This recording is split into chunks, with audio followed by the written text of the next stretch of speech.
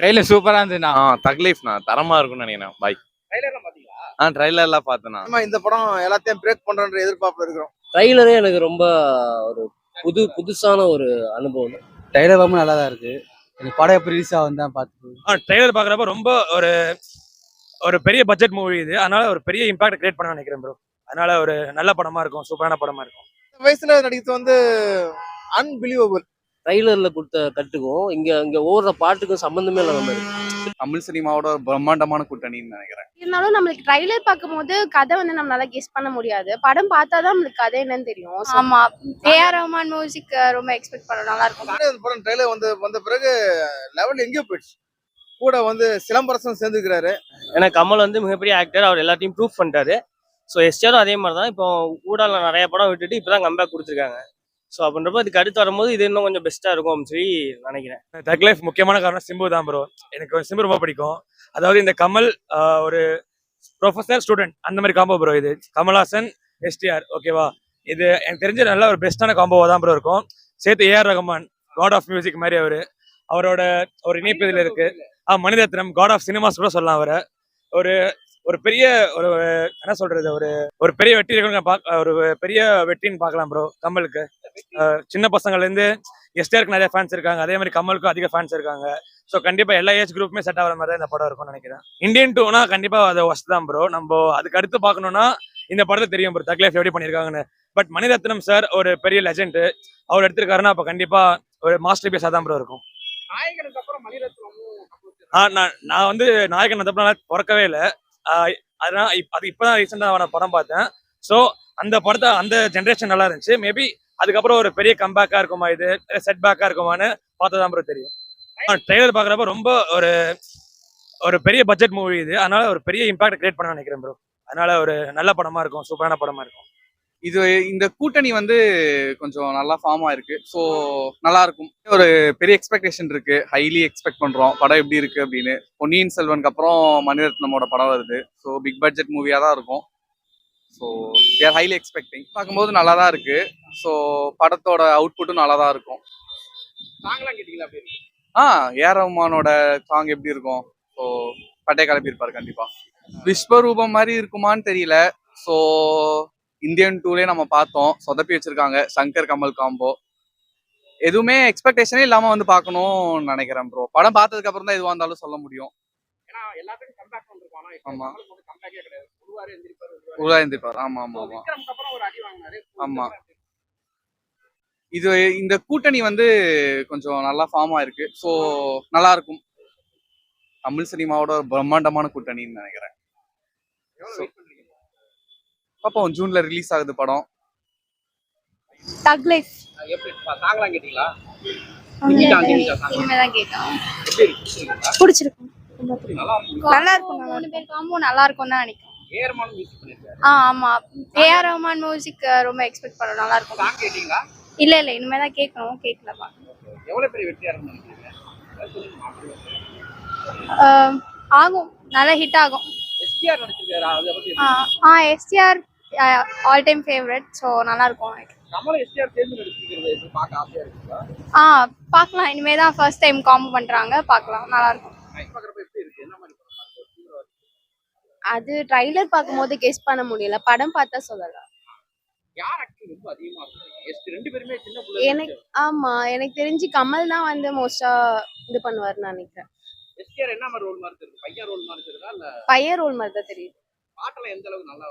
அந்த ஜிங்குச்சாங் சாங் மட்டும் தான் நல்லா இருக்கு இப்போதைக்கு, அதுதான் கேட்டிருக்கேன். மற்ற சாங்ஸ்லாம் அவ்வளோ ட்ரெண்ட் ஆகல. இது மட்டும் தான் ட்ரெண்ட் ஆயிருக்கு. இது நல்லா இருக்கு, நல்லா இருக்கு, நல்லா இருக்கும். ஆமா, இது படம் வந்தாதான் சொல்ல முடியும். அப்ப வந்து என்னென்ன படம் வருதுன்னு தெரியல. சோ வந்து கம்பேர் பண்ணி தான் சொல்ல முடியும்.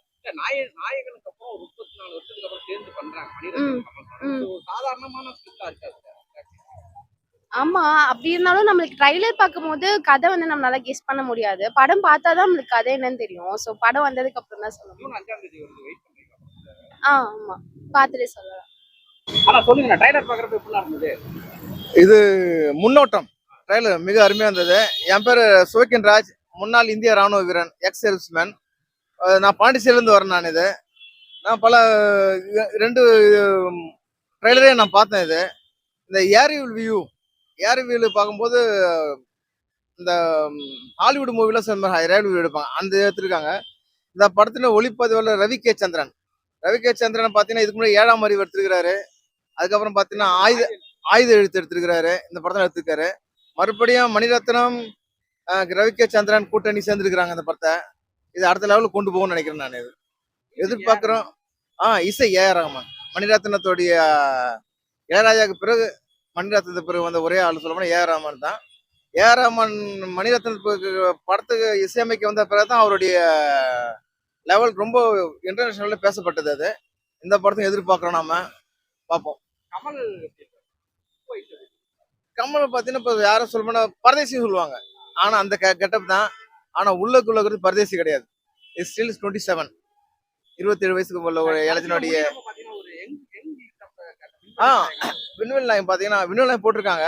இதே கெட்டப் பார்த்தீங்கன்னா குருதிப்புணர் படத்துலயும் பார்த்தீங்கன்னா அந்த நாசர் ஜெயிலுக்குள்ள இருக்கும்போது பார்த்தீங்கன்னா அந்த ஒரு சின்னதா ஒன்று ஓப்பன் பண்ணுவோம் பார்த்துட்டு, every one has a breaking பாயிண்ட்னு ஒரு வார்த்தை சொல்லுவார் கமலஹாசன். பிரேக்கிங் பாயிண்ட்ன்ற வார்த்தை.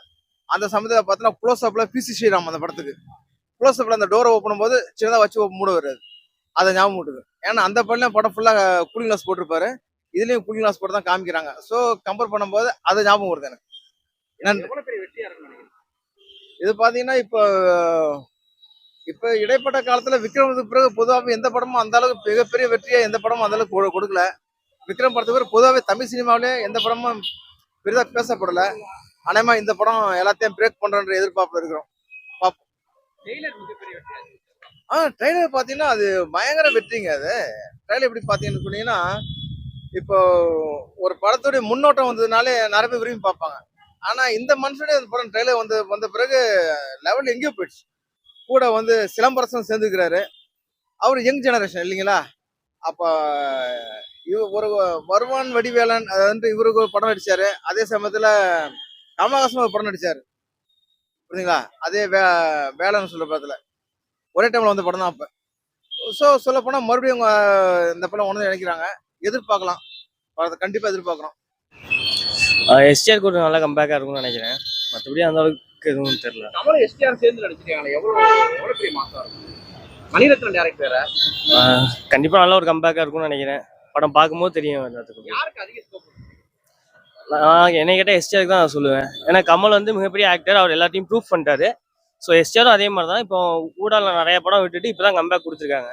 ஸோ அப்படின்றப்போ இதுக்கு அடுத்து வரும்போது இது இன்னும் கொஞ்சம் பெஸ்ட்டாக இருக்கும் அப்படின்னு சொல்லி நினைக்கிறேன். இது ஒரு நல்ல காம்போவாக பார்க்கலாம் நம்ம எப்படியும். ஸோ படம் வரும்போது மேக்ஸிமம் எல்லாம் தெரியும். இப்போ ஃபேமஸ் ஆச்சு பாட்டு, அந்த பாட்டு கூட நல்லா தான் இருந்துச்சு, சிங்கிசான்னு சொல்லிட்டு. ஸோ இதுக்கு அடுத்து வரும்போது தெரியும் மேபி. எந்த அளவுக்கு நல்லா வெயிட் பண்ணிட்டு இருக்கோம். ஸோ வந்த அன்னைக்கு பார்ப்பேனான்னு தெரில. ஸோ டைம் கிடைக்கிற பொறுத்து. ஆனால் வந்த கொஞ்ச நாளைக்குள்ளே பார்த்தது. ஆமாம், அது தலைங்க மூணுமே ஒவ்வொரு இதில் தலைங்க தான். என்னன்னா இவரை பார்த்து இன்ஸ்பயர் ஆகிருக்காரு, அவரை பார்த்து இன்ஸ்பயர் ஆனாலும் ஒரு ஃபேன்ஸ். அதாவது நான் கமல் எனக்கு என்னென்னா சினிமான்றது நம்ம கற்றுக்கிறது எங்கன்னா ஸ்டார்டிங் இந்த படம் பார்த்தா அப்படி இருக்கும், அந்த படம் பார்த்தா அவர் அப்படி இருப்பார், என்னடா இந்த ஆள் இங்கே இருக்காருன்னு பார்ப்போம்ல. அதே மாதிரி தான் இப்போ சிம்பு அந்த மாதிரி தான். டக்குன்னு பார்த்தா பாட்டு எழுதுவார், திடீர்னு பார்த்தா நடிப்பார், ப்ரொடியூஸ் பண்ணுறாரு, மியூசிக் போட்டார். ஸோ எனக்கு 2 பேருமே எனக்கு பயங்கரமான ஃபேன் தான் சின்ன வயசுலேருந்து. ஏன்னா 2 பேரும் ஒரே கேட்டகரியிலேருந்து வந்தவங்க வேறு இல்லையா? ஸோ அதனால் பயங்கரமான எதிர்பார்ப்பு இருக்குது. இன்னும் மணிரத்னமோட டைரக்ஷன் சொல்லும்போது இன்னும் பயங்கரமான எதிர்பார்ப்பு இருக்குது.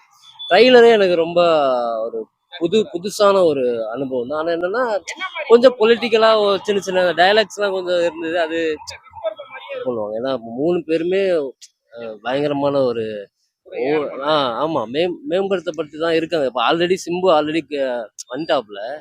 ஸோ இருக்குது, நிறைய பயங்கரமான எதிர்பார்ப்பு இருக்குது. என்னென்னா இது எந்த மாதிரியான ஜேர்னர்னு ப்ரிடிக்ட் பண்ண முடியல.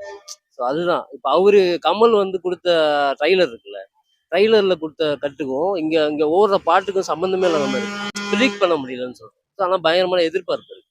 லுக் வைஸ் எப்படி இருக்காங்க? லுக் வைஸ் புதுசாக இருக்குது. இப்போ கமலுக்கு புதுசான ஒரு லுக்கு தான். சிம்புக்குமே பயங்கரமாக உடம்பெல்லாம் குறைச்சிட்டு பயங்கரமான விஷயம் பண்ணியிருக்காரு. ஆனால் அதான் அவரோட இதை வந்து கண்டிப்பாக கம்பேக் கொடுத்தது வந்து கரெக்டான லைனில் போயிட்டு இருக்காருன்னு தெரியுது சிம்பு. அது மட்டும் எவ்வளவு எதிர்பார்க்கறீங்க? இல்லை பயங்கரமாக எதிர்பாரு. ஏன்னா நான் தான் சொல்லிட்டேன், 2 பேருக்குமே ஃபேனு நான். இருந்தாலும் நான் சினிமா தான் ட்ரை பண்ணிட்டு இருக்கோம். ஸோ இருந்தாலுமே மணிரத்னம்னும் போது அந்த அவங்களோட இதுவே வந்து தளபதி அப்படி கொண்டாடினாங்க. ஆஹ் அப்ப வந்து ஆமா ரீரிலீஸ் பண்ணியிருந்தாங்க. ஆமா. ஆனா இப்போ உள்ள அவரு ஜென்ரேஷனுக்குலாம் படம் எடுக்கிறது இல்லைங்க, அவர் படம் எடுக்கிறாரு அவ்வளவுதான். ஓகே. மேற்கிந்திய நடிகனுடைய அந்த தன்மை இந்த ஆளுகிட்ட இருக்கு. புதிய தேடுதல் இந்த வயசுல நடிக்கிறது பெரிய விஷயம் இல்லையா? அதனால மிக எதிர்பார்ப்பா இருக்கோம் நாங்க. நான் பாண்டிச்சேரில இருந்து வரேன். எஸ்டிஆர் செஞ்சிருக்காரு. அவரும் குழந்தையில இருந்து நடிச்சிருக்காரு. ஆமா, மணிரத்னம் டைரக்டர். நான் பாண்டிச்சேரில இருந்து வரேன் ஆக்சுவலி. நாயகெல்லாம் பார்த்திருப்பீங்க நீங்க. ஆமா, நான் வந்து எனக்கு வந்து 51 வயசு 59 வயசு ஆகுது. ஆமா, நாயகெல்லாம் பார்க்கும்போது எப்படி? நாயகன் முதல் பார்த்தது வந்து நாயகுடுன்ற பேர்ல தெலுங்கு வருஷன் தான் பார்த்தேன். நான் எக்ஸ் இந்தியன் ஆர்மி. நான் ஆர்மியில இருக்கும்போது நான் அந்த ஹைதராபாத்ல இருந்ததுனால கமல் நடிச்ச படம் எல்லா படத்தையும் நான் முதல்ல வந்து தெலுங்கு வருஷன்ல தான் பார்த்தேன். காக்கி சட்டை, கைதி வேட்டா, இது காக்கி சட்டையும் அப்படிதான் பார்த்தேன் நான். அதுக்கடுத்து வந்து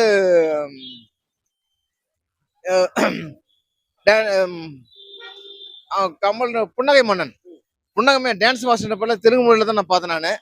அதுக்கடுத்து பார்த்தா நான் இன்னும் ஒரு கைதியின் டைரி எல்லா படமும் தெலுங்குல தான் பார்த்தேன் நான். ஏன்னா மிலிட்டரி இருந்தனால ஊருக்கு வந்த லீவ்ல வந்தப்ப தான் கமல் படம் பார்த்தேன் நான். அப்படி பார்க்கும்போதுன்னா இந்த வயசுல நடிக்கிறது வந்து அன்பிலீவபிள்.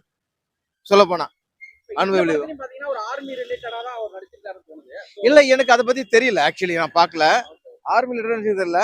ஆர்மில இந்த டிஃபென்ஸ் ரிலேட்டட் பார்த்தா வந்து என்ன படம், இந்த படம் இருந்தது கூர்தி படம். One of the excellent movie இந்த எவர் மேட் இந்த இன் இந்தியா. ஆமா, அந்த உடல் மொழி சொல்ல போனா. இந்த படம் இருக்குன்னு சொல்றாங்க. ஏன்னா இந்த படத்தை பத்தி எனக்கு தெரியல, எனக்கு ஆனா சொல்ல முடியல. ஆனால் இதுக்கப்புறம் இந்த இந்த வெளிநாட்டுலாம் போய் எடுத்தாங்களே ஒரு படம், வெளிநாட்டுலாம் போய் எடுத்தாங்களே, விஸ்வரூபம் ஃபேண்டாஸ்டிக் மூவி. நான் ஹைதராபாத்ல தான் பார்த்தேன் அந்த படத்தையும். 1ஆம் நம்பர் படம். வெயிட் பண்றேன் நான். கமல்கிட்ட உங்கள்ட்ட பிடிச்ச விஷயம் என்ன? வெளிப்படைத்தன்மை, ஓப்பனத்தன்மை. யாரை பத்தி எதுக்கு பத்தி கவலைப்படாத, மனதில் பட்டதை சொல்லுது. டைலர் பாம்பு நல்லா தான் இருக்கு. எனக்கு படம் எப்போ ரிலீஸ் ஆகும் தான் பார்த்து ரிலீஸ் அப்படிங்களா? எஸ்டிஆர் ஆக்டிங் நல்லா இருந்தீங்க. கமல் ஆக்டிங் 2 பேரும் சேர்ந்து நடிச்சிருக்காங்க, நல்லா தான் இருக்கும். அது எஸ்டிஆர்னாலே வேற லெவல் தான். அது நான் எஸ்டிஆர் ஃபேன். நான் யாருக்கு அதிக ஸ்கோப் இருக்குன்னு நினைக்கிறீங்க? கமலுக்கு இருக்குன்னு நினைக்கிறீங்களா எஸ்டிஆர்? நான் எஸ்டிஆர் ஃபேன். நான் என்ன சொல்ல போறேன், எஸ்டிஆர் தான் சொல்ல போறேன். 2 பேரும் சேர்ந்து நடிச்சிருக்காங்க. அப்பா பையன் கேரக்டரா இருக்கும். அது இருந்தா நல்லா இருக்கும். ஏர்மான் மியூசிக் எப்படி? அவர் மியூசிக் நல்லா தான் இருக்கும். மணிரத்னம் டைரக்டர் வந்து 34 வருஷம் கமலஹாசன் நடிக்கிறாரு. ம் எவ்வளவு பெரிய வெற்றியா இருக்கும். சூப்பராக மாபெரும் வெற்றியா வந்தா நல்லா தான் இருக்கும்.